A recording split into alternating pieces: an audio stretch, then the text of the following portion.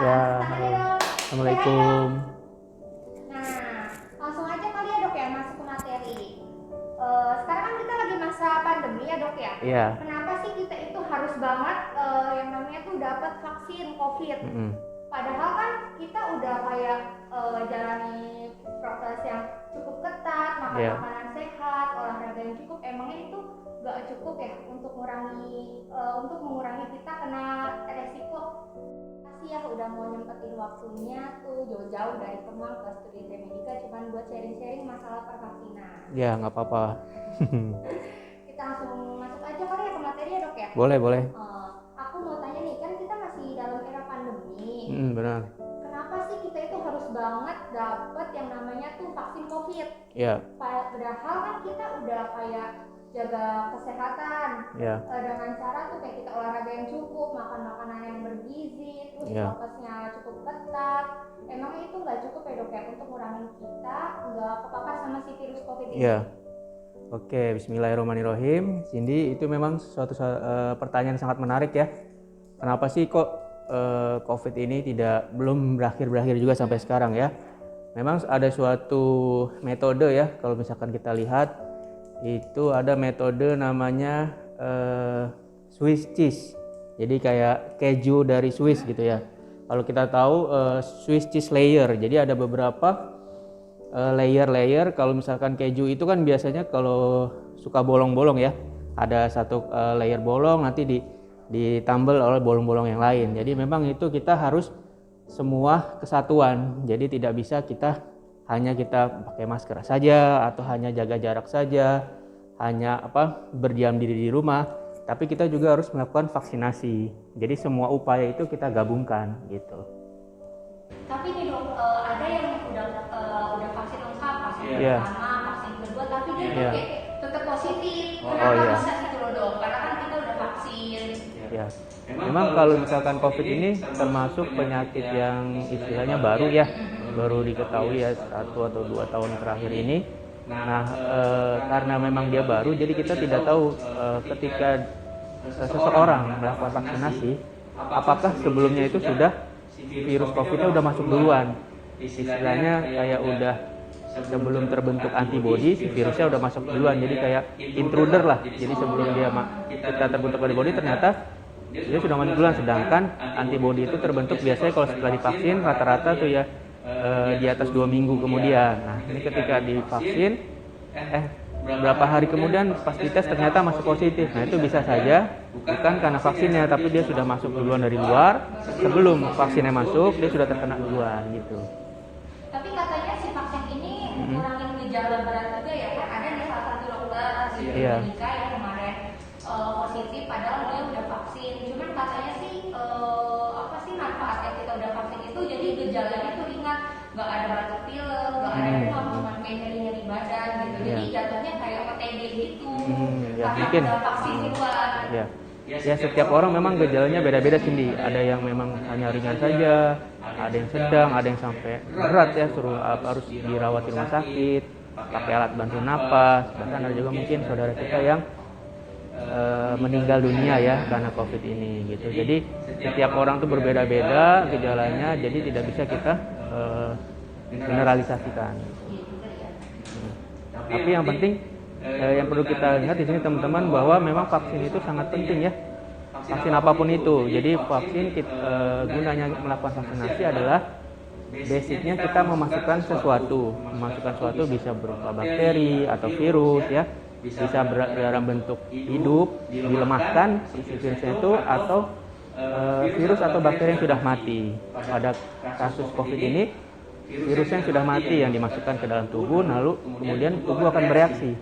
Nah, tubuh bereaksi itu namanya membentuk antibodi.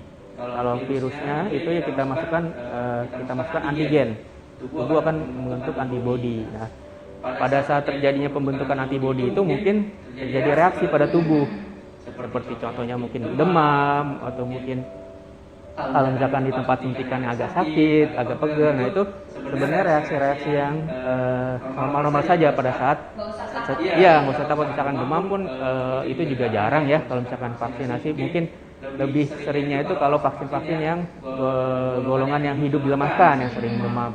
Jadi kalau misalkan terjadi pun kita bisa minum obat-obatan aja seperti paracetamol, atau mungkin udah cukup, atau kalau didiamkan 2-3 hari pun biasanya juga hilang sendiri gitu. Nih dok, tapi kan sementara kita kan nggak vaksin serentak satu hari satu Indonesia gitu ya. Kita bertahap. Nah sambil nunggu tahapan kita dapat kan pertama kayak nakes, tugas pabrik, lansia. Nah guru-guru. Sambil nunggu kita dapat vaksin itu, upaya apa aja yang bisa kita lakuin untuk mencegah kayak kita tuh mengurangi resiko propagasi COVID ya? Ya, yang pertama memang tetap ya prokes protokol kesehatan tetap kita jalankan. Jaga jarak, pakai masker ya, hindari kerumunan. Kalau bisa di rumah saja. Nah, kalau misalnya pun tidak, kita harus melakukan prokes protokol kesehatan. Nah, tapi juga ada tambahan ya dari tanggal waktu 16 April yang lalu ya, tahun 2020, WHO sudah ada merekomendasikan ya, sembari menunggu vaksin COVID, terutama untuk orang-orang dewasa dan orang yang lanjut usia, disarankan juga melakukan vaksinasi yang lain. Seperti yang pertama vaksinasi influenza, kemudian vaksinasi pneumonia ya, PCV 13, dan yang terakhir vaksinasi pertusis. Meskipun ketiga vaksin itu tidak untuk mencegah COVID. Nah, kurang gejala kali ya? Iya, jadi mereka bertiga itu ada manfaatnya. Jadi memang ya kalau divaksin itu memang spesifik ya. Jadi satu vaksin ini untuk mencegah suatu virus ini, satu vaksin ini untuk mencegah bakteri ini. Tapi dengan adanya vaksinasi yang lengkap, terutama vaksinasi tambahan seperti tadi ya, influenza, pneumonia, dan pertusis ya, itu bisa mengurangi setidaknya koinfeksi namanya. Jadi bisa saja kan seseorang itu terinfeksi suatu virus lain selain COVID. Bisa aja ketika dia terkena COVID, dia juga terkena influenza juga, virus influenza, atau bisa juga dia terkena bakteri pneumonia juga. Nah, itu yang akan memperberat fungsi vaksin yang influenza, vaksin pneumonia, vaksin pertusis itu untuk mencegah koinfeksinya tadi itu gitu. Penting banget ya kita. Iya, sangat penting. Kayak punya kita dapat vaksin gitu. Jadi saran saya kepada teman-teman yang mungkin belum mendapat giliran untuk vaksinasi COVID, sambil menunggu ya bisa melakukan vaksinasi influenza, pneumonia, dan juga vaksinasi pertusis ya. Palingan kalau dari jarak ya, mungkin ada yang nanya tuh Cindy, kira-kira kalau mau vaksin lain itu berapa lama jaraknya dengan vaksin COVID? Takutnya kan ada pertanyaan juga ya. Saya mau vaksin COVID ternyata terlalu dekat gitu ya. Kalau dari screening itu dibilang sih 1 bulan ya. Paling tidak 1 bulan kita jaraknya paling itu aman sebenarnya ya. Jadi misalkan kita sudah terdaftarnya, kita dapat vaksin COVID. Kalau bisa kita paling lama vaksin flu nih sebulan yang itu ya, nanti bulan depan baru jaraknya 1 bulan baru kita vaksin COVID. Iya betul sekali. Gitu. Nah, untuk rekomendasi dari WHO sendiri gimana tuh untuk vaksin untuk balita, lansia, sama dewasa gimana tuh dok? Oke. Kalau untuk vaksinasi balita ya, bayi di bawah 5 tahun, tetap lakukan vaksinasi yang sudah direkomendasikan oleh Ikatan Dokter Anak Indonesia ya. Itu kita jangan lupa, meskipun masa pandemi gini, kadang orang tua takut ya membawa anaknya ke rumah sakit atau mungkin ke klinik ya. Itu kita tetap pilihlah klinik-klinik atau mungkin layanan yang bisa melakukan vaksinasi itu yang terpisah. Jadi nggak digabung? iya, kalau bisa tidak digabung dengan poli yang orang sakit gitu. Atau mungkin kalau misalkan kliniknya bisa melakukan vaksinasi di rumah, ya itu juga lebih aman. Ya, home care, panggil dokternya ke rumah, dokter vaksinator yang bisa datang dengan peralatan lengkap ya, dengan APD, dengan tetap protokol kesehatan yang dijaga, itu juga bisa jadi pilihan gitu. Dan alhamdulillah ya klinik kita bisa melakukan itu. Poli sehat gitu ya? Poli vaksinasi. Dan juga kita juga bisa melakukan home vaksinasi gitu. Jadi mudah-mudahan ayah bunda tidak perlu khawatir ya. Jangan sampai kepapar sama jangan sampai kita takut COVID tapi anak kita jadi tidak dilakukan vaksinasi. Nah, itu takutnya jadi twindemic namanya. Jadi ada pandemi yang double, pandemi karena tidak melakukan vaksinasi rutin dan pandemi dari COVID-nya itu sendiri gitu. Nih dok, aku kan juga pernah kayak suka nonton gitu kayak di TikTok, di Instagram. TikTok ya. Terus status ibu-ibu WA tuh biasanya yang katanya aku pernah ngeliat, jadi tisu digulung-gulung terus ditetesin minyak kayu putih. Terus dimasukin ke hidung, katanya itu tuh ngurangin resiko kita kena kepapar. Sama untuk yang pasien yang udah kepapar duluan tuh, udah menderita lagi menderita penyakit COVID ini, katanya itu bantu pulihin gitu katanya. Bener gak sih dok? Takutnya kan hoax namanya ngeliat di status ibu-ibu WA gitu. Saya juga kurang tahu ya karena belum ada penelitian yang dipublish mengenai tisu yang dikasih minyak kayu putih gitu. Mungkin itu sebagai indikator aja, mungkin salah satu gejala COVID yang kita ketahui akhir-akhir ini kan tidak bisa mencium bau ya, atau di bahasa kedokterannya anosmia. Ya, itu salah satu gejala ya COVID namanya anosmia. Meskipun tidak semua orang dengan COVID positif menimbulkan gejala anosmia, tapi ada juga beberapa orang yang mempunyai pengalaman ketika kena COVID terjadi anosmia. Nah, kayaknya itu aja sih, itu jadi kayak suatu indikator aja kalau misalkan sudah tidak mencium bau, kita curiga nih jangan-jangan COVID. Nah, tetap kita lakukan pemeriksaan seperti PCR swab gitu atau swab antigen gitu.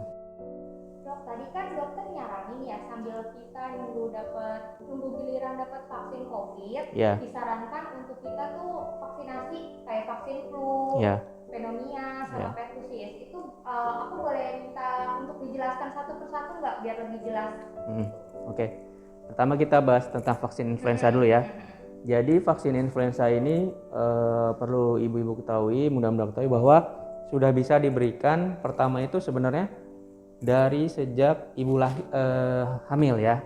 Jadi sejak hamil itu sudah bisa. Si ibunya. Jadi kalau dulu mungkin kita taunya ibu hamil itu cuma divaksin tetanus toksoid ya.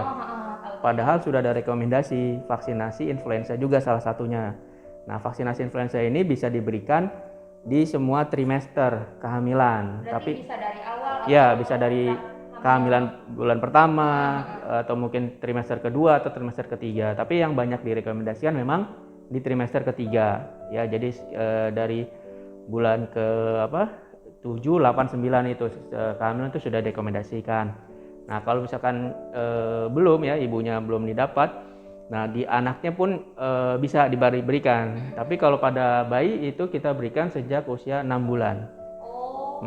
Jadi saat bayi usia 6 bulan itu bisa start pertama vaksin influenza. Nah, fungsinya tadi kalau misalkan dari ibunya sudah hamil saat sedang hamil sudah divaksin influenza itu, dari 0 sampai 6 bulan itu antibodinya ditransfer dari ibunya saat di dalam kandungan. Udah kayak kebentuk gitu ya? Iya, jadi ketika baru lahir sampai usia 6 bulan dia mendapat antibodi dari ibunya saat di dalam kandungan. Ketika sudah lahir usia 6 bulan, kita berikan vaksinasi influenza. Nah, pada anak-anak usia 6 bulan sampai 8 tahun, kalau baru pertama kali dapat vaksin influenza, kita pemberiannya 2 kali. Selisihnya jaraknya selama 1 bulan. Nah itu dibilang influenza primer, vaksinasi primer. Nah kalau misalkan anak usia 9 tahun belum pernah ada riwayat vaksin influenza sebelumnya, vaksinasi influenzanya pertama kalinya hanya 1 kali. Nah kalau seperti itu, jadi vaksinasi influenza itu setiap tahun kita berikan, tapi kalau misalkan baru pertama kali dapat usia 6 bulan sampai 8 tahun itu diberikan pertama 2 kali. Tapi kalau sudah nextnya itu setahun sekali gitu. Dan kalau misalkan kita takut lupa kapan vaksinasi influenza, itu kalau bisa didekatkan dengan tanggal-tanggal penting, hari-hari penting ya. Kayak ulang tahunnya Ya, ada. bisa tahun ulang tahun ya, atau mungkin tahun baru, atau mungkin hari-hari perayaan lainnya, misalkan atau hari pernikahan atau apa gitu. Jadi bisa, saran saya sih sekeluarga gitu divaksinasi. Jadi vaksinasi influenza ini luas ya cakupannya, bisa dari usia 6 bulan sampai 65 tahun ke atas. Jadi dari bayi bisa, terus anak remaja bisa juga, dewasa juga bisa, apalagi lansia juga bisa diberikan gitu. Dok, kalau untuk kayak remaja sendiri kayak udah dewasa gitu, jaraknya tetap setahun sekali atau tiap 6 bulan gitu? Kalau untuk dewasa tetap pemberiannya 1 tahun sekali. Setahun sekali Iya. ya. Dan sekarang ini vaksinasi influenza itu secara garis besar ada 2 jenis ya. Ada yang bentuknya mengandung 3 antigen ya, trivalen disebutnya. Ada juga yang mengandung 4 antigen atau disebutnya tetravalen gitu. Dan alhamdulillah di klinik kita ini semuanya ada. Lengkap ya? Iya, lengkap alhamdulillah. Jadi Dan kalau bingung mau vaksin flu di mana gitu, Iya. langsung ke klinik aja ya, Bisa. ketemu dokter Pandi, konsul, nanti Iya. bisa langsung disuntikin. Dan itu tinggal pilih. Jadi mungkin kita berikan kebebasan memilih untuk dari pasien sendiri gitu. Jadi Dikasih opsi ya dok iya, ya? dikasih opsi. Yang penting kita sudah menjelaskan bahwa di pasaran tuh ada 2 jenis loh. Yang ini mereknya ini, yang ini mereknya ini, tinggal tergantung pasiennya mau milih yang mana. Dokter sendiri jelasin keuntungannya, Ya, keuntungannya, kelebihannya ya. masing-masingnya. Iya, betul. Itu. Untuk kita lanjut aja kali ya ke Ya, vaksin boleh. pneumonia.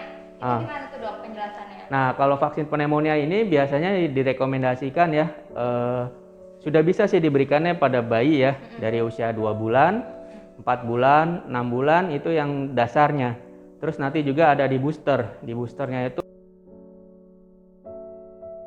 Berarti kita sambil nunggu vaksin dulu kan, Ya. vaksin itu disarankan untuk umur 6 bulan ya. ya, Jadi sembari sejak umur 6 bulan ya. Sejak umur 6 bulan. Jadi si vaksin pneumonia bisa Diberikan dari usia ya 2 2 bulan dulu, 4 bulan, 6 bulan juga bisa. Gitu. Terus kalau misalkan remaja, PCV-nya itu belum ada rekomendasi. Jadi rekomendasinya di 50 tahun ke atas. Jadi kalau bukan remaja mungkin kita bisa vaksinasi influenza, dan tadi yang si pertusis itu bisa salah satunya ya. Berarti kita langsung lanjut ke pertusis aja ya dok? Oh, ya? boleh. Pertusis itu sendiri apa sih dok? Ah. Banyak ngasih yang awam gitu. Iya, apa sih benar. itu pertusis? Iya. Nah, pertusis itu sebenarnya suatu penyakit ya, penyakit saluran pernapasan ya. Penyebabnya itu adalah bakteri Bordetella pertussis. Gitu. Bordetella pertussis ini bikin gejala seperti batuk rejan kalau orang bilang tuh, atau ada juga yang ngomong batuk selama 100 hari. Jadi dia kayak batuknya tuh nggak berhenti gitu selama 100 hari. Nah, ini bahayanya juga sangat menyeramkan ya batuk ini. Jadi ketika dia batuk bisa terjadi peningkatan di intrakranial atau di kepala ya. Dia bisa jadi kejang, bisa juga Mengerikan itu ya karena saking batuknya keras gitu ya, bisa mempengaruhi saraf juga. Terus bisa juga beberapa itu matanya jadi kayak merah-merah gitu, kayak pecah pembuluh darah di matanya gitu. Jadi bahaya sekali pertussis, terutama pada anak kecil ya, anak bayi gitu. Bisa juga batuknya itu karena saking sering dia jadi lelah ya, sesak napas juga bisa, beberapa ada kematian juga pertussis ini. Nah, sebenarnya pertussis ini juga bisa kita cegah, baik bayi dan anak dan juga dewasa. Nah, kalau misalkan bayi dan anak biasanya kita vaksinasinya tuh yang vaksinasi bersamaan dengan vaksinasi difteri. Jadi satu vaksin itu mengandung beberapa antigen. Jadi ada difteri, pertusis, tetanus gitu ya. Kalau yang biasa diberikan itu ada yang bentuknya pentavalen, ada juga kalau misalkan vaksinasi yang tambahan ada namanya hexavalen, ada 6 gitu. Perbedaannya hanya di polio. Kalau pentavalen itu tidak ada vaksin polionya, makanya diberikan vaksin polio tetes tambahan. Dan Ya minimal 1 kali vaksin polio yang suntik. Tapi kalau misalkan dapatnya heksa, itu tidak perlu polio tetes karena sudah ada di dalamnya. Oh iya. Tuh. Nah kalau dewasanya, kalau dewasanya kita bisa memberikan vaksin namanya vaksin pertussis ini dalam sama tadi dalam satu vaksin bersamaan dengan difteri juga, tapi namanya TDAP. Jadi tetanus, difteri, dan pertussis. Pertussisnya itu yang aseluler. Nah, vaksin TDAP ini diberikan itu 1 kali per 10 tahun gitu. 1 kali per 10 tahun. Iya, jadi diulangi 10 tahun sekali. 10 tahun sekali. Iya, diberikannya. Jadi ini juga TDAP salah satu vaksin juga yang direkomendasikan juga sebenarnya untuk ibu hamil. Sama seperti flu tadi ya. Jadi kalau dulu mungkin pas saya masih kuliah masih vaksin cuma tetanus doang, tetanus toksoid untuk ibu hamil, tapi sekarang sudah direkomendasikan vaksin flu dan TDAP itu. Nah, gitu. Jadi ada ibu hamil dapat vaksin tetanus, difteri, pertussis dan influenza juga. Gitu. Berarti dari semua kalangan kayak mulai dari balita, Iya. anak, Iya. dewasa perlu mendapat Ya. vaksin Nah, pertussis. makanya itu yang selalu saya tekankan ya. Vaksinasi itu tidak untuk bayi saja. Tidak berhenti di 9 bulan. Tidak berhenti di usia 2 tahun. Vaksinasi itu terus berjalan. Sampai kapan? Sampai 65 tahun ke atas pun masih ada vaksinnya. Jadi kalau misalkan mungkin sebelum pandemi ini ya, saudara-saudara kita, kakek nenek kita yang mau umroh haji ya, pergi ke luar negeri, iya ada juga vaksin meningitis kan, vaksin flu juga. Itu buktinya kenapa vaksinasi itu sebenarnya tidak berhenti di usia anak-anak saja. Dan ini masih banyak teman-teman kita, saudara-saudara yang belum tahu vaksinasi remaja, vaksinasi dewasa itu apa saja. Nah kalau misalkan mau pengen tahu boleh ya, nggak apa-apa kalau konsultasi. Iya. Nanti mungkin kita jelaskan apa aja sih untuk usia 40 tahun, untuk usia 30 tahun, itu apa aja vaksinasinya, sampai usia 60 tahun pun ada juga. Jadi buat teman-teman nih yang tertarik untuk vaksin, untuk dedenya, untuk ibunya sendiri atau untuk orang tuanya bingung nih vaksin apa aja ya yang kira-kira gue butuhin gitu, langsung aja datang ke klinik, nanti bisa ketemu sama dokter Panji, konsul. Yeah. Nah terus nanti bisa langsung disuntikin ya dok ya kalau boleh. Setuju untuk harga-harganya gitu. Ya intinya kalau kita tekankan lagi ya, kita harus berubah mindset. Lebih baik itu kita mencegah daripada mengobati, dan itu nggak cuma jadi slogan. Jadi harus kita tanamkan bahwa memang mencegah itu lebih baik daripada mengobati, itu benar banget gitu. Kesimpulannya apa nih dok untuk Ya. obrolan yang kita dari tadi omongin? Ya, jadi kesimpulannya yang paling penting pertama memang kita tetap harus menjaga protokol kesehatan ya, pakai masker, jaga jarak, hindari kerumunan ya, dan sembari kita menunggu vaksinasi COVID, kita bisa melakukan vaksinasi lain yang sudah direkomendasikan oleh WHO, contohnya seperti vaksin influenza, vaksin pneumonia, dan juga vaksin pertussis gitu. Dan kalau misalkan memang membutuhkan vaksinasi yang lain ya, jangan lupa tetap dilakukan sesuai dengan rekomendasinya. Dan itu semua alhamdulillah ya sudah tersedia di klinik kita. Ya, jadi buat teman-teman jangan bingung lagi ya, mau vaksin di mana langsung aja datang ke klinik Trimedica atau konsul sama dokter Panji. Nah untuk podcast yang lebih bermanfaat lagi, info-info yang lebih bermanfaat lagi, jangan lupa nih di follow sosial media klinik Trimedica, ada Facebooknya, ada Instagramnya, ada YouTube-nya juga. Jangan lupa subscribe, like, sama komen juga ya. Sampai jumpa di podcast selanjutnya. Dadah. Ya, assalamualaikum.